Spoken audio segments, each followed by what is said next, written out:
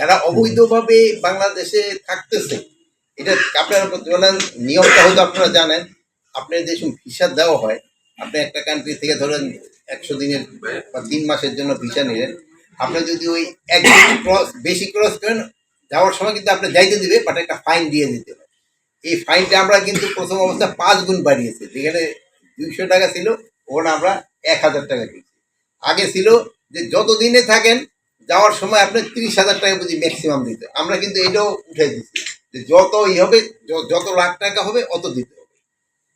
এই জন্য কিন্তু আমাকে প্রায় এর আগের আমি স্টেট এখন কতদিনে আগে আমি দেখলাম প্রায়, এই জন্য আমাকে প্রায় 10 কোটি টাকা বেশি সে আয় হয়েছিল।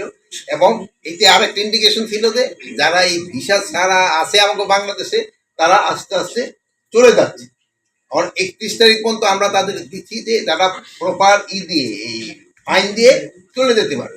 তারপরে যদি তারা থাকে, তাকে আইনানুগ ব্যবস্থা নেওয়া হবে।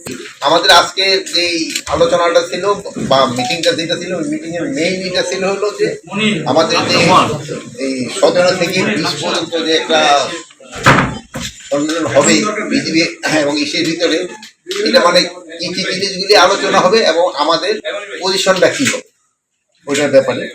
এখানে মেইনলি যেটা যে পয়েন্টগুলি আসবে, এখানে আসলে বিজিবি বিএসএফ পরিচালনা সীমান্ত সরবরাহ বিজিবি প্রতিনিধি ছাড়াও কিন্তু থাকে পররাষ্ট্র মন্ত্রণালয়ের প্রতিনিধি থাকেন, স্বরাষ্ট্র মন্ত্রণালয়ের প্রতিনিধি থাকেন, বাংলাদেশ জরিপ অধিদপ্তরের প্রতিনিধি থাকেন, ভূমি রেকর্ড জরিপ অফিসের প্রতিনিধি থাকেন, যৌথ নদী কমিশনের প্রতিনিধিগণ থাকেন।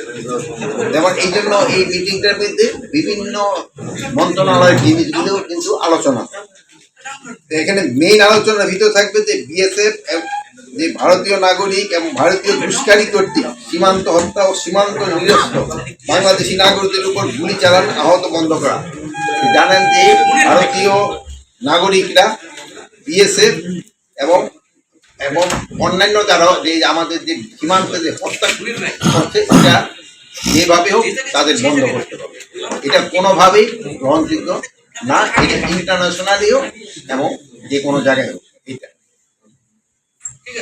অনেক সময় দেখা গেছে যে বিএসএফ কর্তৃক এবং তাদের এই যে দুষ্কৃতিকারীরা আমাদের বাংলাদেশি নাগরিক ধরে নিয়ে যায় বর্ডার থেকে কৃষি কাজ করার সময়। এটা যেভাবে হোক এটা যেন তারা না করে, এই জন্য তাকে বলে। তারপর 3 নাম্বার ছিল ভারতীয় নাগরিকদের সীমানা লঙ্ঘন করে। অনেক সময় তারা সীমানা লঙ্ঘন করে অবৈধভাবে পারাপারের চেষ্টা করে, এই জিনিসগুলি যেন না হয়, এই ব্যাপারে আলোচনা হবে।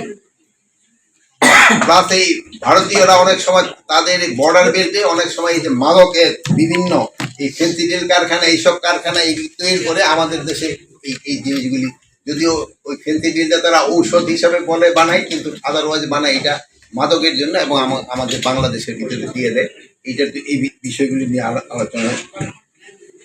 প্লাস সীমান্তে 150 গজের ভিতরে অনেক সময় কতগুলি কাজ আছে যেটা করার নিয়ম নেই, ওইগুলি অনেক সময় তারা করতে চায়।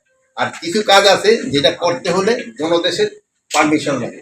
ডেভেলপমেন্ট কাজ যদি করতে হয়, তো আমাদের হয়তো একটা, যেহেতু জানেন যে বর্ডারটা একেবারে মানে অনেকে ঘরের পাশটা চলে গেছে, এইসব ক্ষেত্রে কিছু করতে হলে কিন্তু একজন আরেকজনের অনুমতি নিতে হয়। যেমন ধরেন একটা হয়তো আমরা একটা মসজিদ করতে চাই, ওরা হয়তো একটা মন্দির করতে চায়, এগুলি একজন আরেকজনের অনুমতি নিয়ে করতে হয়। এটা যেন অনুমতি নেওয়া করে, এই ব্যাপারে আলোচনা হবে। আর হলো আগরতলা দিয়ে জানে যে এই অনেক সময় খুব ওই যে ইন্ডাস্ট্রিয়াল বর্জ্যগুলি আছে বাংলাদেশে চলে আসে, বাংলাদেশে এই খালে এসে পানিগুলি একবারে নষ্ট করে দেয়। ওখানে আমাদের সাথে একটা চুক্তি, একটা হলো ইটিপি আর একটা হলো এসটিপি। এখানে আমাদের একটু হয়তো আগে যারা চুক্তি করছে ওটা ইটিপি অবলিগ এসটিপি দিয়ে দিতে, ওটার মধ্যে হওয়া উচিত ছিল শুধু ইটিপি রাখা, অথবা দোনোটি ইটিপি এসটিপি দোনোটি থাকতে হবে। কিন্তু এই জিনিসগুলিও হয় নাই, এটার জন্য হয়তো আমাদের একটা চেঞ্জ তাদের সাথে হয়তো আমাদের আলোচনা হবে। চুক্তি হলো আমাদের এই পর্যন্ত বাংলাদেশ যে আঙ্গলগত তহবিল এই পর্যন্ত 74-এ একটা হয়েছে, 75-এ একটা হয়েছে, 2011-এ একটা হয়েছে, 2011 এইটা হলো আঙ্গলগত তহবিল।